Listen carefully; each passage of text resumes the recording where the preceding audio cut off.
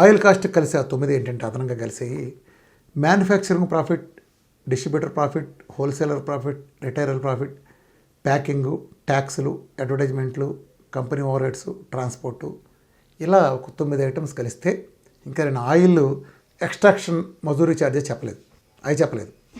So అది వదిలేసేయండి. ఇవన్నీ కలిపితే 170 రూపాయలు. ఇవన్నీ తీసేస్తే 40 రూపాయల నుంచి 50 రూపాయలు కూడా పడదు ఎక్కువ వేసుకుంటే. వాడికి పడే ఆయిల్ కాస్ట్, మనకు పడే రైతు దగ్గర కొన్న గింజల కాస్ట్ 500 పడతంటే వాడికి 40-50 రూపాయలు ఎలా పడింది? నిజంగా ప్రాసెస్ కనుక మీకు చెబితే మన తల్లిపాలు కూడా కక్కుతాం, చిన్నప్పుడు తిన్నాయి కూడా. నిజానికి ఇవన్నీ కూడా కెమికల్స్ నుంచి వస్తాయి.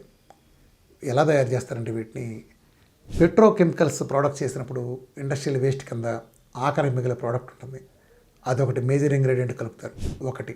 రెండోది బీటీ కాటన్ పత్తి గింజల్ని, పత్తి తయారు చేయడం వాడి గింజల్ని విదేశాల్లో పందులకు పెట్టినా సరే వాళ్ళకి యావజ్జీవ చేస్తారు. అలాంటిది మన దేశంలో బీటీ కాటన్ నుంచి తీసిన ఆయిల్ని విచ్చలవిడిగా కలుపుతారు.